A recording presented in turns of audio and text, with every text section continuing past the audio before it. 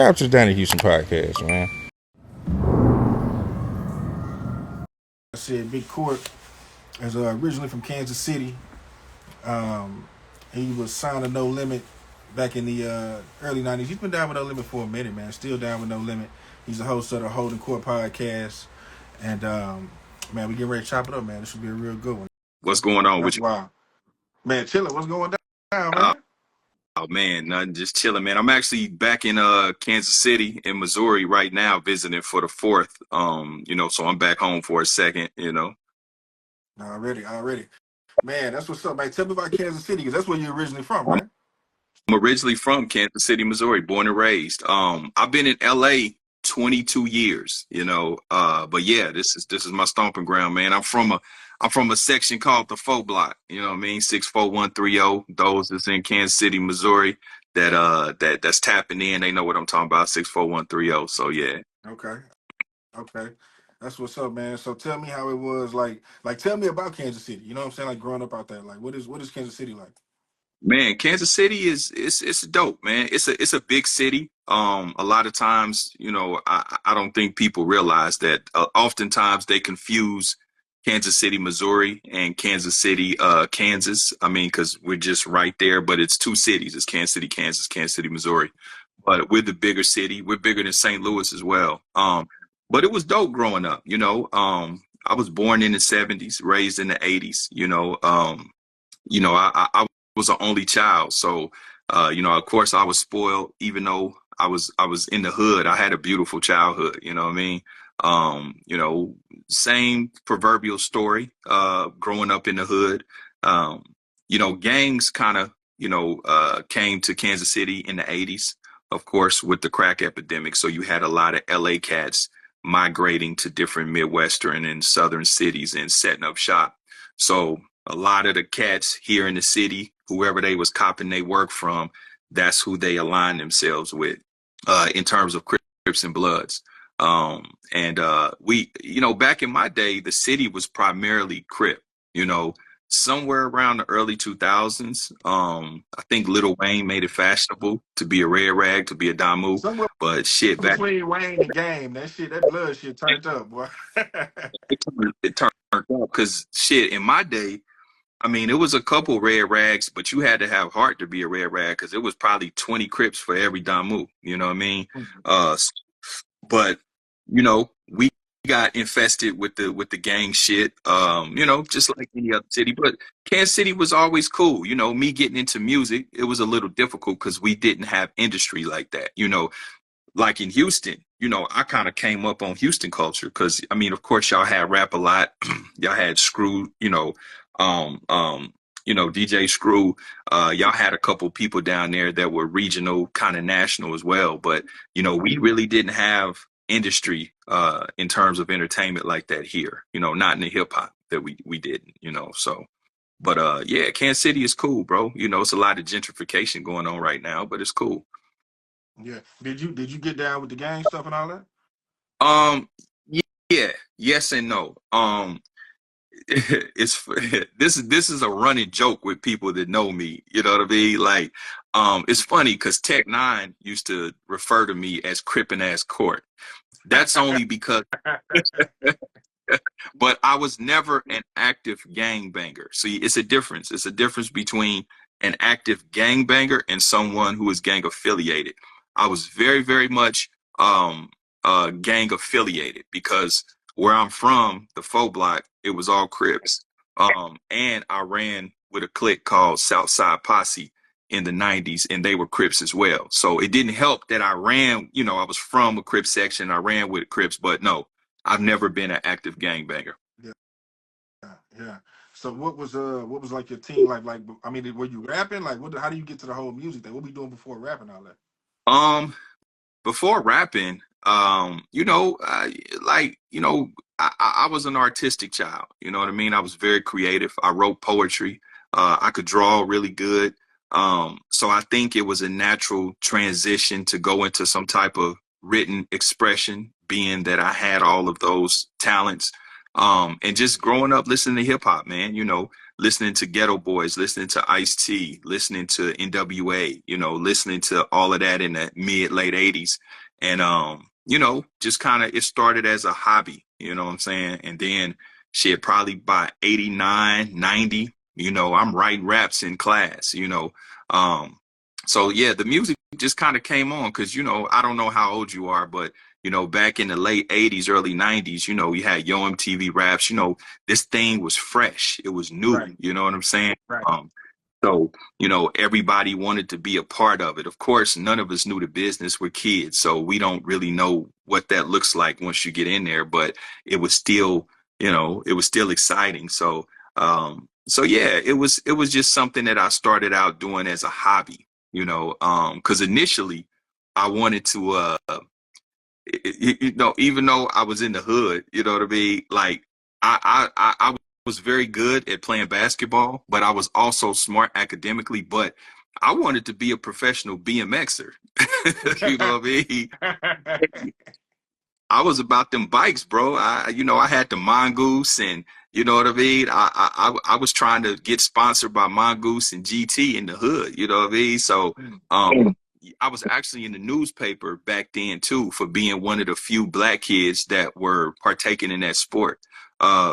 So that's kind of what I wanted to do before I got street poison. You feel me? But okay, so how do you end up? How does that happen? Just product your environment type of thing. In terms of the street poison, like you said, street poison. Like you go from wanting to be a BMX, which ain't got nothing to do with that. Ain't no street shit by a long shot. You know what I'm saying? Because the thing about it, that started, BMX and all of that was, you talking about 9, 10, 11, 12 years old. By the time I hit 13, I remember now. See, I'm getting older. What happened was I got a growth spurt. You know what I mean? Yeah.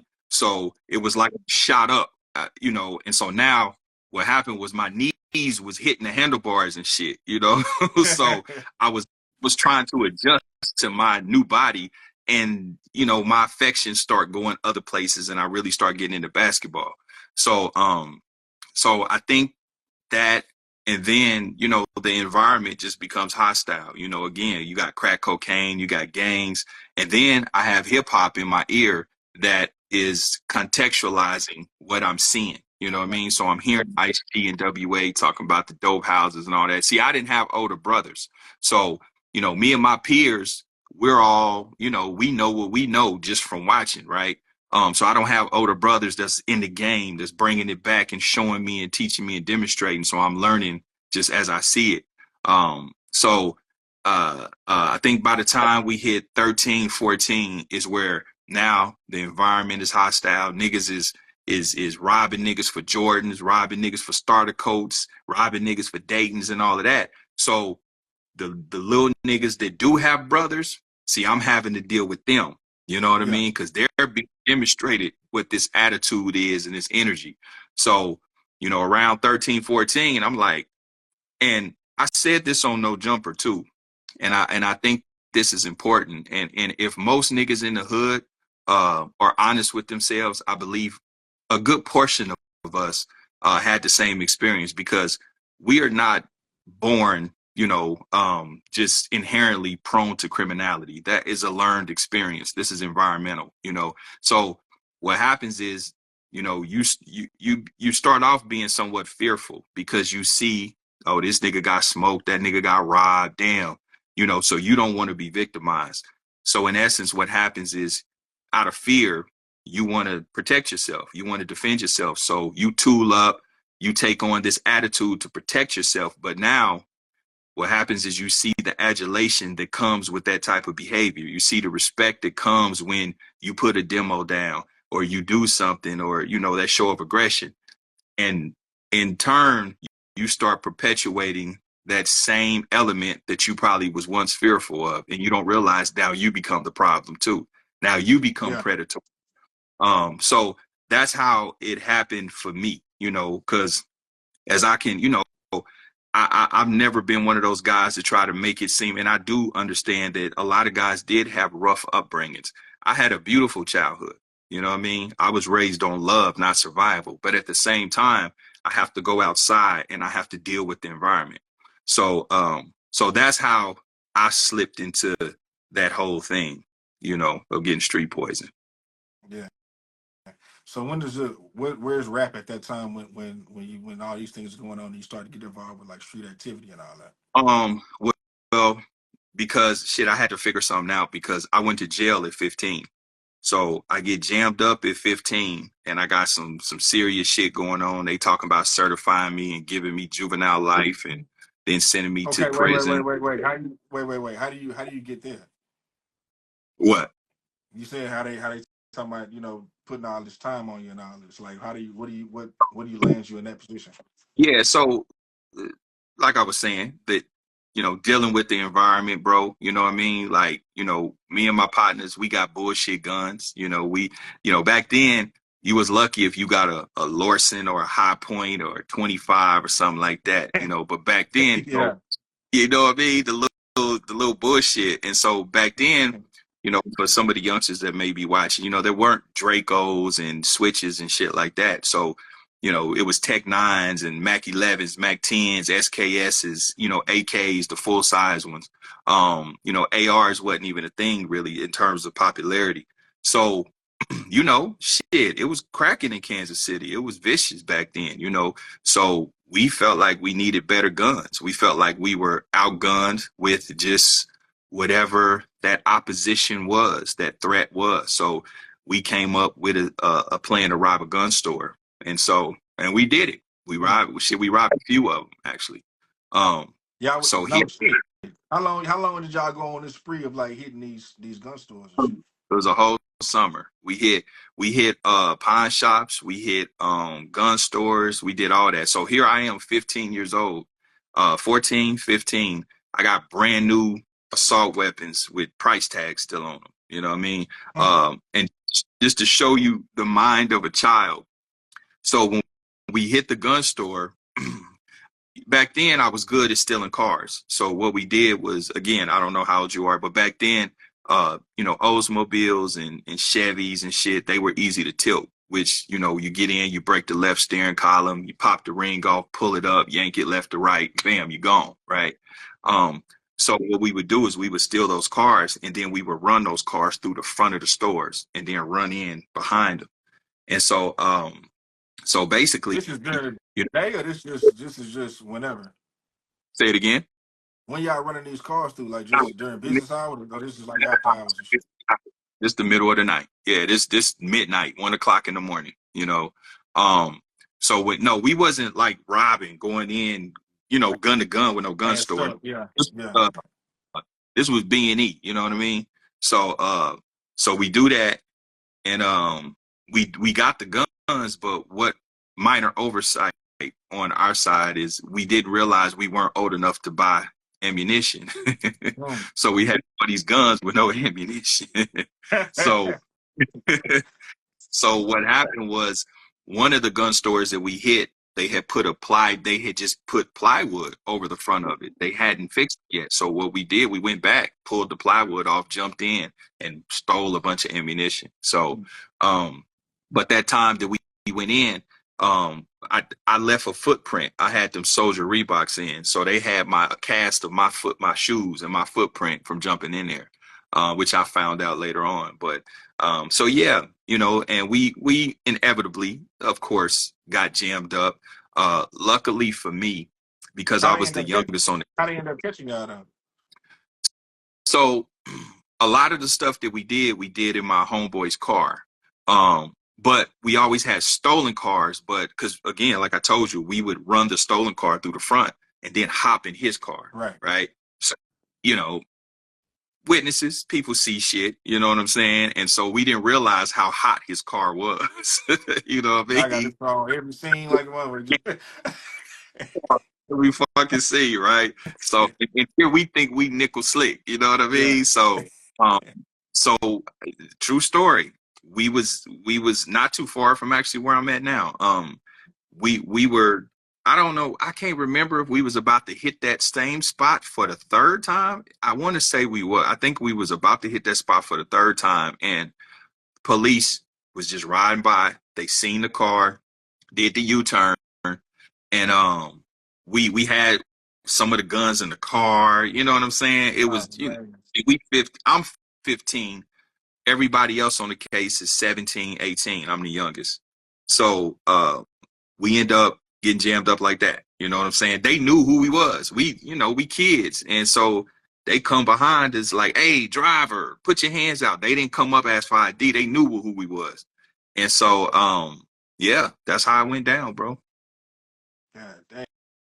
Okay, so you going through this case, and then what happens with that? Like you said, they try to give you the 15. To go to juvenile, just to let you know how green I was to the, I had nuts dragging the ground. You know what I'm saying? Like I had to do dumb shit. I was with that, but I had never been caught. So I didn't understand the legal system. I had never been in the legal system. So when they catch us, I'm a juvenile. I'm thinking they're going to just call my mom and come get me. You know what I mean? I'm like, I'm a juvenile. You can't do nothing to me. You know what I'm saying? Them motherfuckers told me. So anyway, they took me to the big people jail. Then they transferred me to juvenile. So I'm kind of like, shit, I ain't tripping. Call my mama. You know what I mean? Shit. I went up for my first hearing, and that judge told me, hey, listen, you a menace to society. I couldn't in good conscience let you out of here. You a threat to public safety. Go sit your ass down.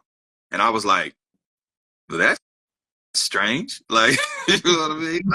I didn't think it worked like that. I thought I was going off. Now, you gotta understand. Yeah, now this is 1991. So I actually made the newspaper because I was going to be the first. They were trying to figure out at that time how to try and how to deal with juvenile offenders that commit adult crimes. So at that time here in Missouri, I was going to be one of the first juveniles to be certified, right? But I'll be very honest with you, man. God smiled on me because, at that time, juvenile court in Missouri worked like family court. So even though it was a criminal case, they took other things into consideration. They were like, okay, at that time, my mom, she was going through some things, it's the 90s. So everybody, my parents dealing with drugs and shit like that. But my father and my stepmother, they were gainfully employed. I was the youngest on the case. So the lawyer, my dad ended up giving me a lawyer. So he painted this picture of, okay, this is just a young kid that got caught up with an older crowd. He does well in school. His mom is going through some things. Let's give him another shot. You know what I'm saying? And so, which wasn't the truth, but that's what it worked, in terms of defense. So I ended up copping a plea to like, I can't remember. It was so long ago. I pled to like some weapons charges or some shit. But I was in juvenile for like 7 months. And then they put me on house arrest for like another 6 months. So, yeah. Okay, so where's music at this time, though? After that, that's when I needed to. Oh, and forgot to tell you, when I got out of jail, I find out that my girl is pregnant. So, yeah. So you 16 so at this time. I'm 16. So I'm a sophomore in high school. No, was I junior? I was a sophomore, I think. Yeah, because I graduated when I was 17. So I don't know. I was a sophomore, junior. And yes, so my girl, who is now my wife, was pregnant with my daughter, who's on my podcast, Wow. Rachel Renee. And so I'm like, fuck. So I'm on house arrest. I'm barely about to graduate high school. You know what I mean? I'm trying to, I tried the criminal shit out. And I don't know, that ain't work out. You know what I mean? So I'm like, fuck, I got to do something. So that's when I circled back to taking the music very, very serious. So that's when that happened, on house arrest, basically. And so y'all form a group? Yeah, we formed a group called CCG. At first, we were like the Wu-Tang. It was like 20 of us, you know what I'm saying? And then, of course, people fall off, and it came down to me and my partner, Cisco. And so we would, inevitably be what people came to know as CCG. So how do y'all end up getting with P from like Kansas City? Yeah. So by 1995, I always thought very big, man. My mother put that in me. She put that inside of me early. Um, you know, everybody else here, for the most part, with the exception of Tech Nine, and I'm sure it was a couple others, but everybody else really just focused on being local superstars. They just wanted to dominate the local space. I didn't want that. I'm looking at Yo MTV Raps. I'm looking at I'm looking at the magazines, the Source, Rap Pages, 4080, all of that shit. That shit was like the Bible back then. And I wanted that, so I had to figure out a way. Okay, how are we going to do that? The only way back then, it was very different. You had to get a record deal. You had to get put on, because, it's not like, of course, with technology where, a low budget video back then was $200,000. You know what I'm saying? Studio time in a good studio back then, shit, probably $150 an hour. You know what I mean? It was very different back then. So, we started doing demos. Now, mind you, we had a makeshift studio in Cisco's house. He jacked niggas for all the equipment. He robbed niggas for all the equipment that, you know what I mean?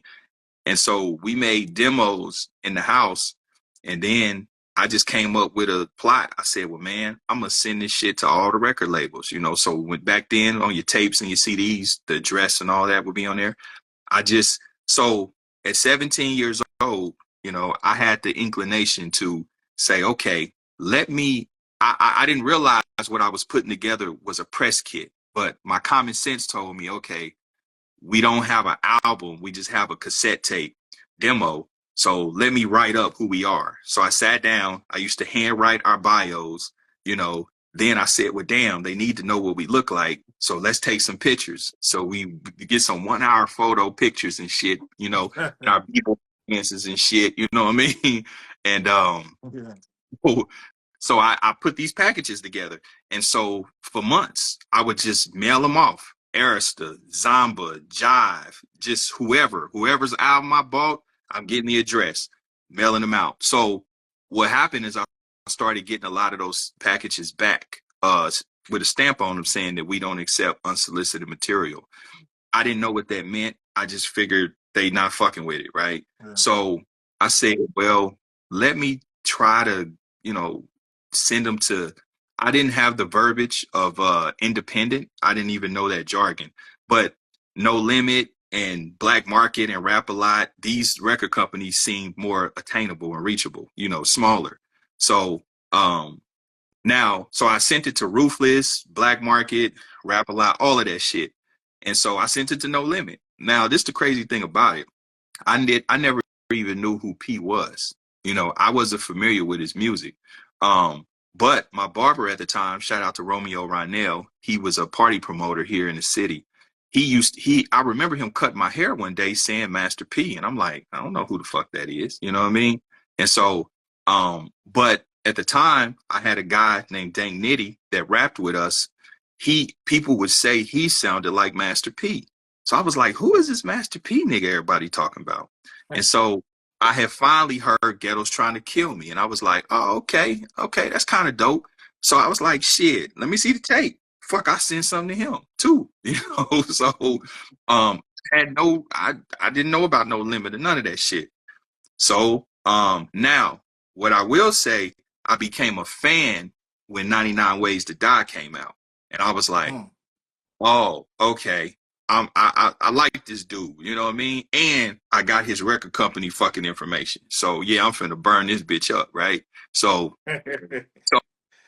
now what happens interim all of this is Bone Thugs and Harmony come out with Creeping on the Come Up. Now, we had a similar style to Bone Thugs and Harmony. We rap fast like them, we just didn't have much of the harmony part.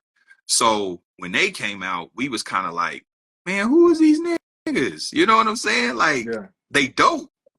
Why they rapping fast like us? You know what I'm saying? So my mind said, well, shit, let's try to go to Ruthless. They seem to be fucking with the fast rap shit. I mean, so I was really on Ruthless, and I was getting some traction with Ruthless, and Easy died that March.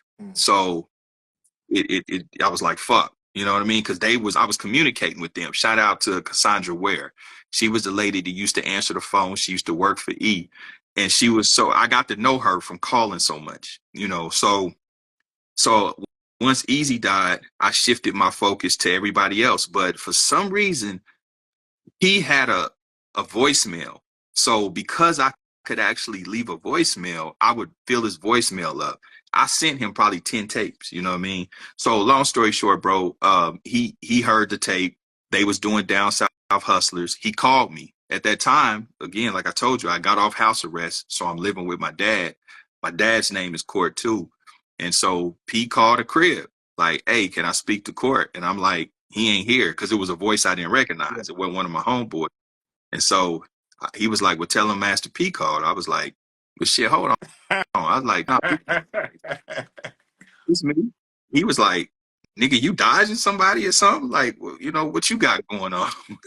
And I was like, nah, my dad's name is Court. So we got to rapping and shit.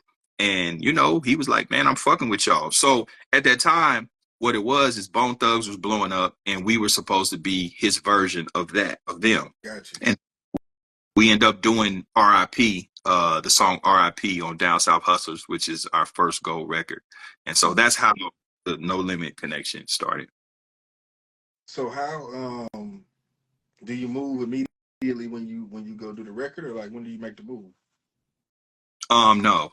I say probably about maybe a month or two later, P flew us out to Oakland because he was still in the Bay at that time.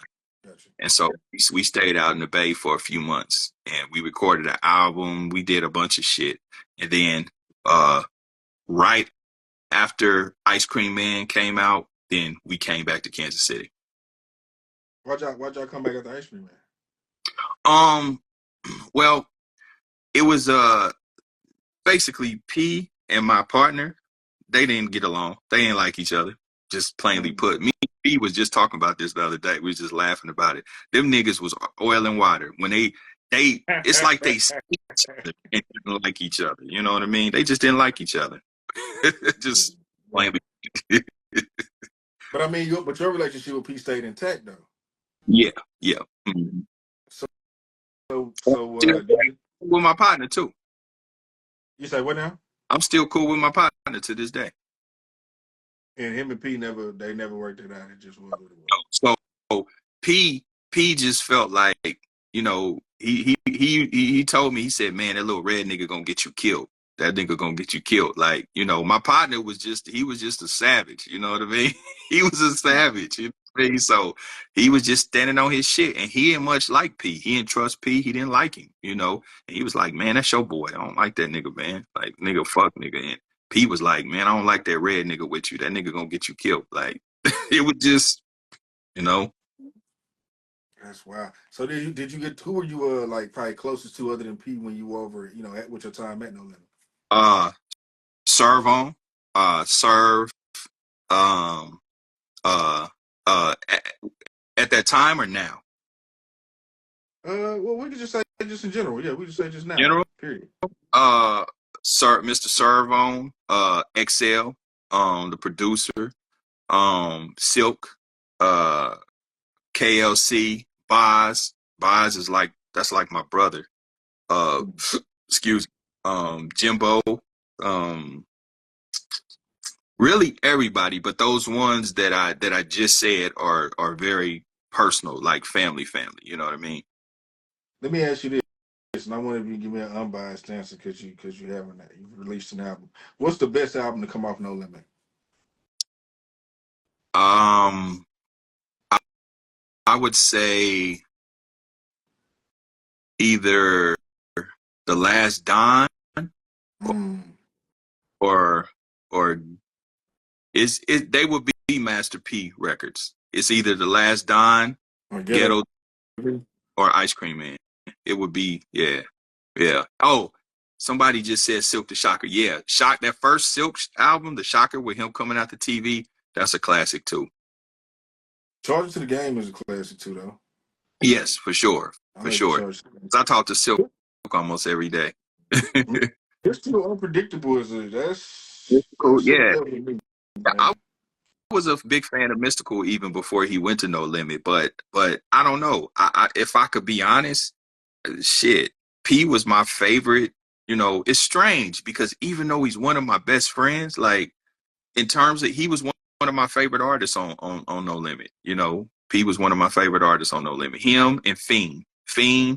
Mystical, P, probably my and Mac. Mac is Probably. hard. Mia X too, man. Oh Mia X. yeah, go without saying. Yeah, Mia, that go without saying. Yeah. Yeah, that I don't know, man. That No Limit, bro. That was you was asking how old I am, bro. I'm gonna be 40 this year, so like No Limit in its prime, that's like middle school, high school for me. You know what I'm saying? Like, bro, Yeah, I had the mall No Limit chain and all this shit when I was in like 7th, 8th grade, bro. Like, I mean, ain't too many people want to be a No Limit soldier more than me, bro. And I ain't gonna front. You know what I'm saying? Like, that's a that shit was fact. serious. I never take for granted that I'm a part of that. You know what I mean? Because you have to think, dog, I come from the square tank. You know, I was with P when it was the square tank, the first one, all the Yeah. way up to now. So you know, I'm always honored and I feel privileged to be able to be a part of a dynasty like that, you know. And even though I didn't necessarily get the recognition and the accolades of being an artist, so to speak, but those who know that I've always been a soldier for real, for real. Like, you know, my shit is different than just business and music. Like I'm family, you know what I'm saying? So yeah, you know, we did our thing. Yeah. Man, what got you into want to do podcasting, man?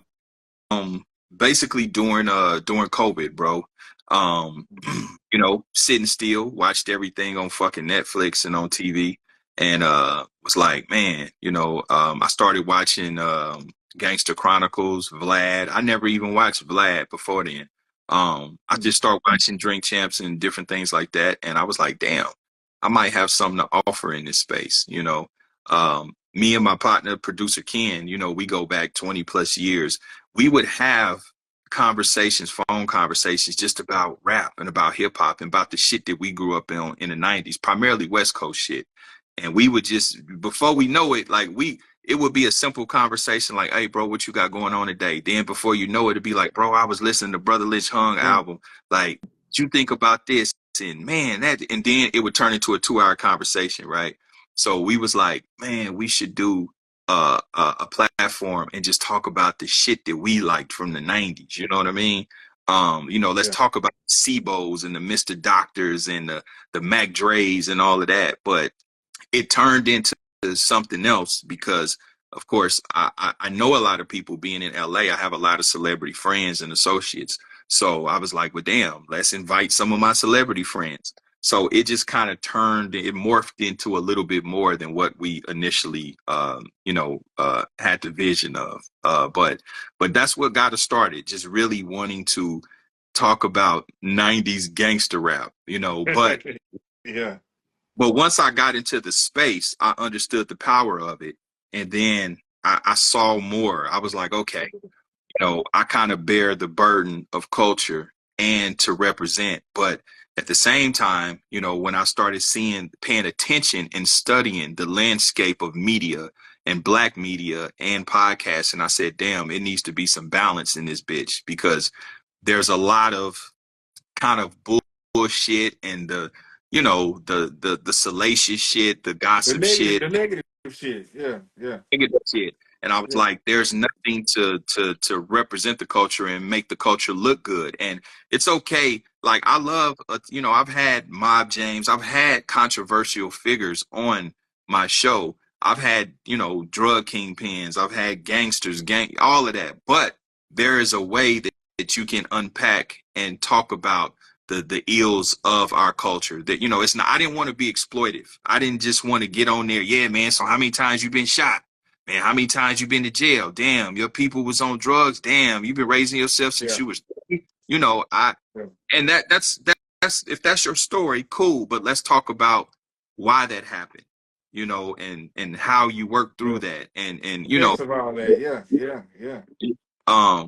and so that's what I wanted to provide in this space. You know, like I had Crip Mac on my show twice, and each time I brought him on, you know, I was trying to to give him some game and lace him and give him some life advice, some big bro advice. And inevitably he's now where I told him he was going to be, unfortunately, you know.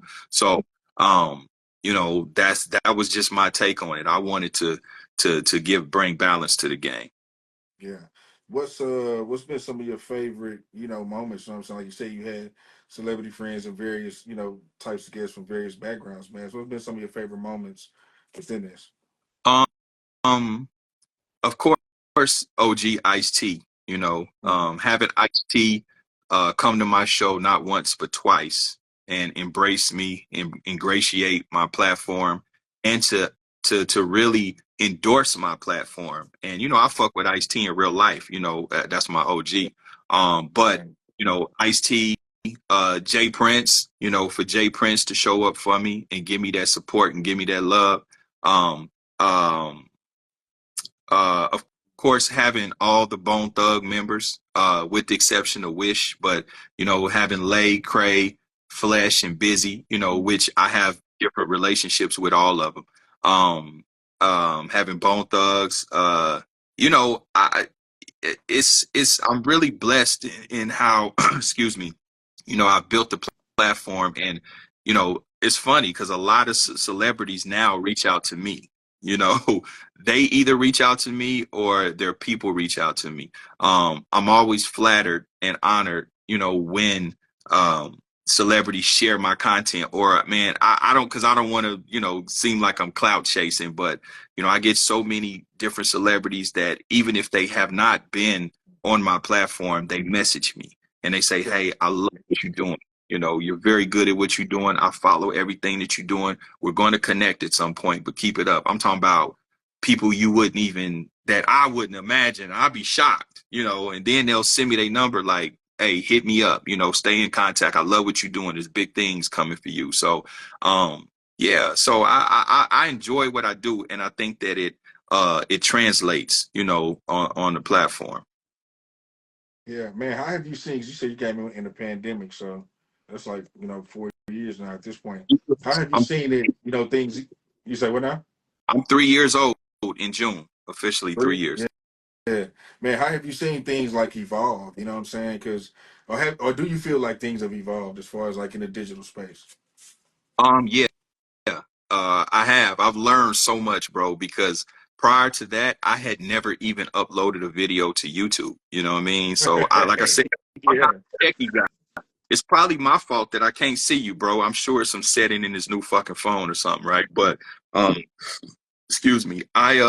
Yes, I've learned a lot. I've learned a lot about people. I know one thing to be true. What Malcolm X said was true. He who controls images controls people's minds. Hmm. Um, the power, the power of media, the power of influence. I have learned how easily people can be swayed, how they can be manipulated. I've even learned the power of my own influence. You know, just something as simple as context. You know, you can have a 2-minute piece of content, and you can whittle it down to 45 seconds and remove this part, remove that part, and it changes the whole context. But I can program you what I want you to get out of that just by the caption. You know what I mean? So I just learned that it's so many people. You know, you can have 1,000 people look at the same thing and they all come away with a different perspective and understanding of what was said, you know. But business wise, I noticed that it's very crowded. You know, everybody thought this podcast and shit was going to be an easy lick, like some rap shit. I don't think they understand the workload that it entails to really be successful at it and do it at a high level and be consistent. um, the business model of podcasting is you know, it's not super hard, but there's a little finesse, and you have to have the access to the information. But the negative shit I see sometimes, I feel like it's getting played out a little bit because the negative shit is a one-trick pony. You know, it's not Yeah. sustainable. You know, Yeah.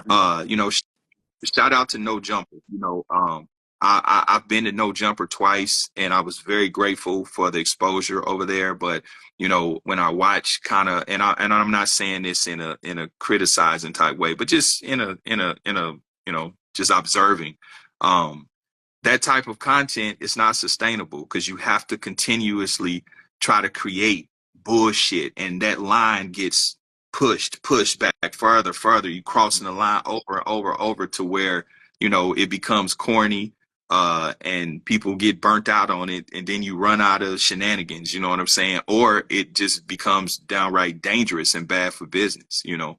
So you can only troll so much, but you know, I've learned a lot in this space, though. I've learned a lot. Yeah.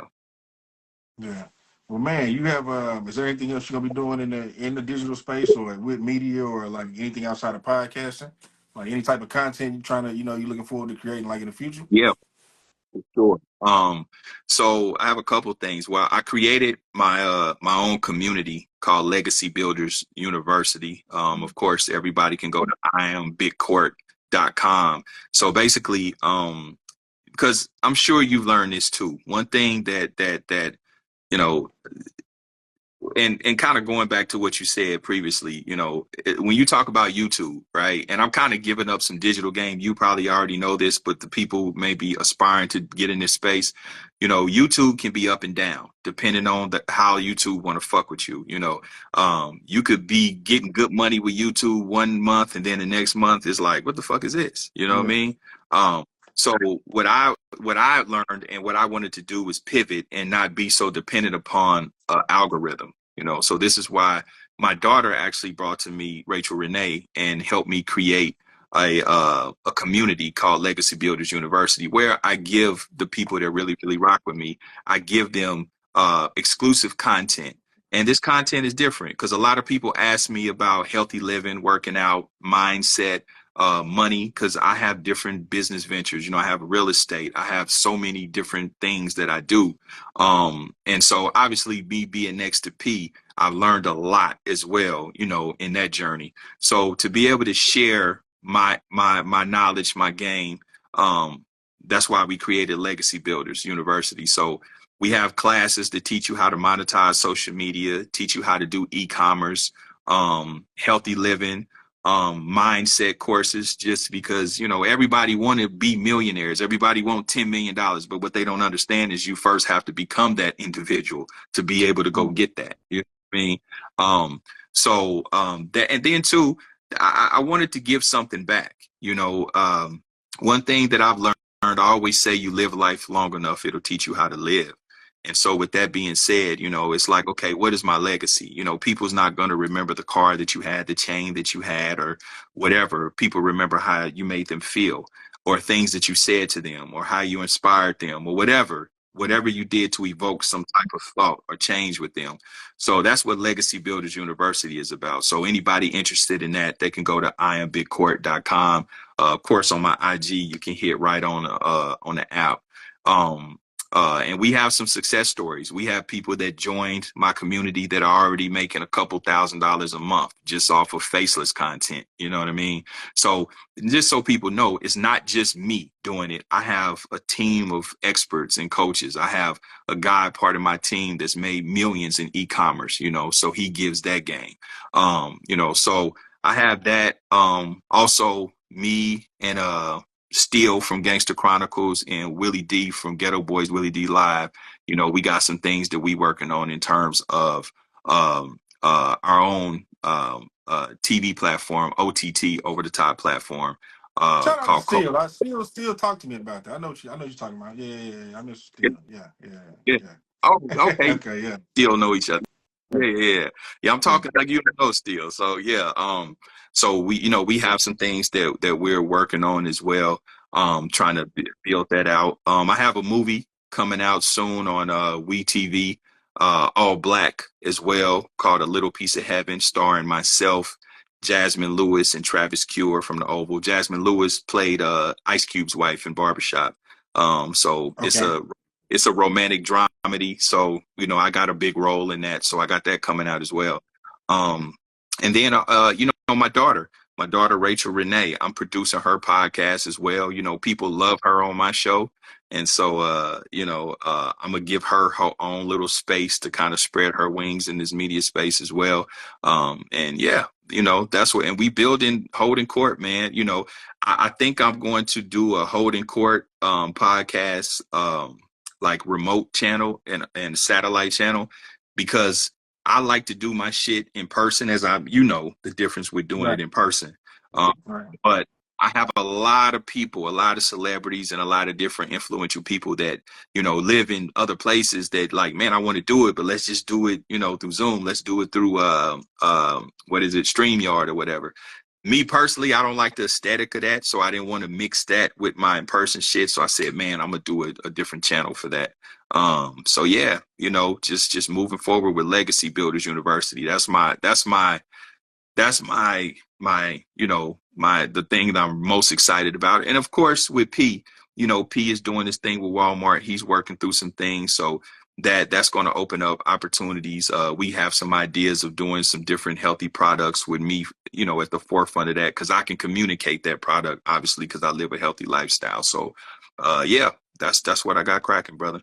That's what's up, man. Well, listen, bro, I appreciate you chopping it up with me, man. I've been a fan of what you've been doing, man, for a while, bro. So, I appreciate you taking time to chop it up, man. No, hey, real talk. Hey, but let me give you your flowers too, brother. I have been a fan of what you've been doing. Again, like I said, I grew up on Houston culture, you know what I mean? All the way back from Making Trouble, of course, Rap a Lot, you know what I'm saying? But y'all have so many, so that I was digging your Gangsta Nip shit. Suave House with South Circle, you had Mr. Mike on there, you know what I mean? Yeah. So I really rock with your platform. I love what you're doing for the city of Houston. I love what you're doing for the culture. You got some dope shit. So yeah, keep, I'm rocking with you too. Man, appreciate it, man. Well, listen, bro, we're going to have to get up sometime in person, man. Like I said, this digital thing is cool, but it ain't the same. You know what I'm saying? Exactly. And anytime you in LA, you're always more than welcome. Just give me a heads up. You know what I'm saying? I'm gonna probably be coming down there to Houston sometime to get with Willie D and do some things. And while I'm down there, man, we could definitely connect.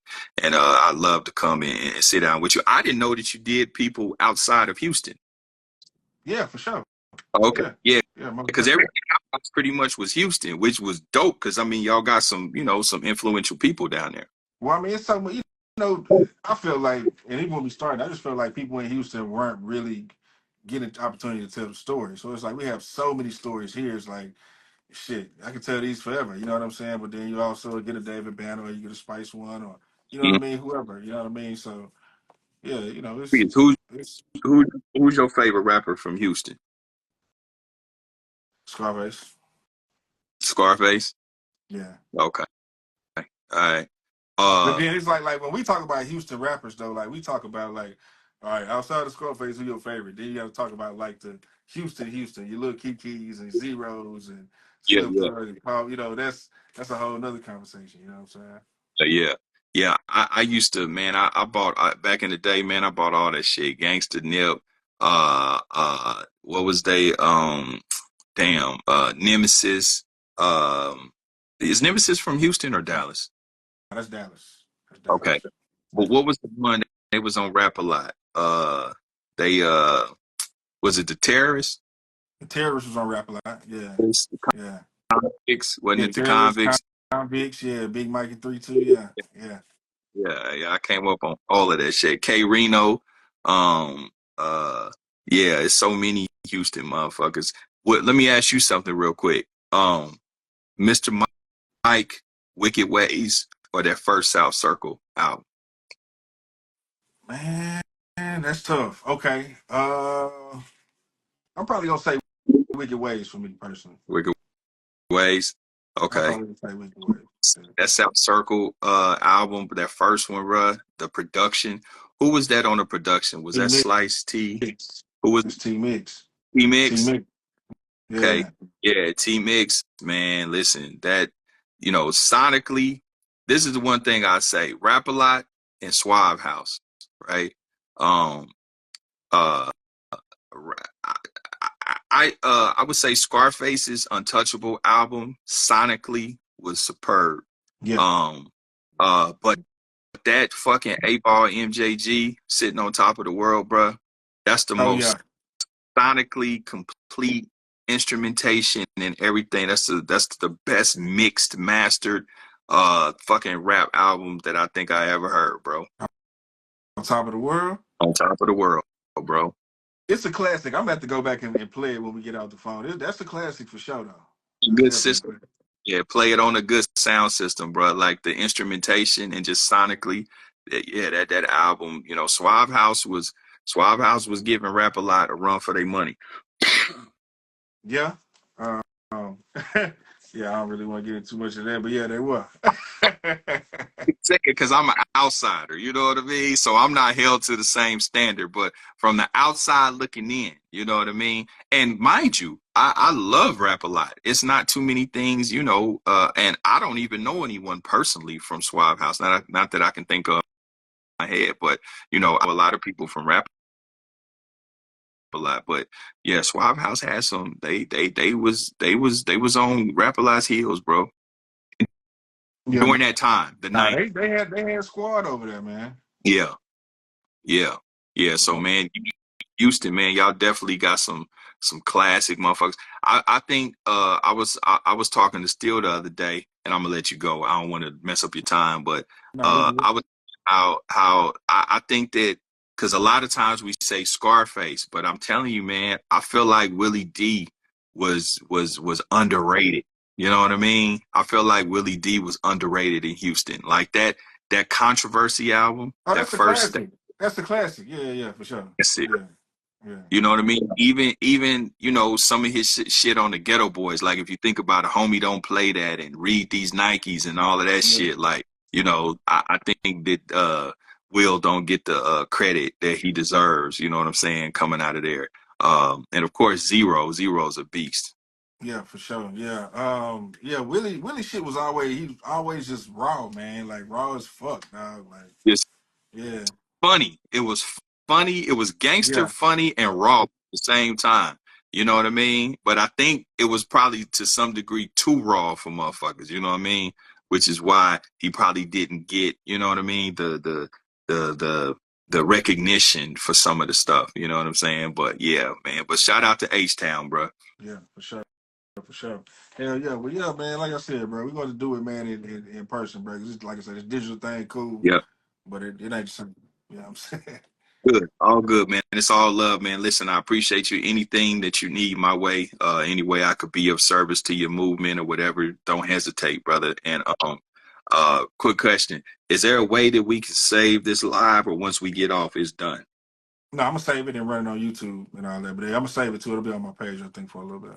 All right, cool. I didn't know if you could save it on IG. I tell you, man, I'm not the techie nigga, bro. Yeah, you can save it. Yeah. I'm going to save it right now. Oh, good, brother. Hey, well, I appreciate you, my brother. I hope you have a good one. Yes, sir. Appreciate you, man. All right. Yep. Subscribe to the Donnie Houston Podcast, man.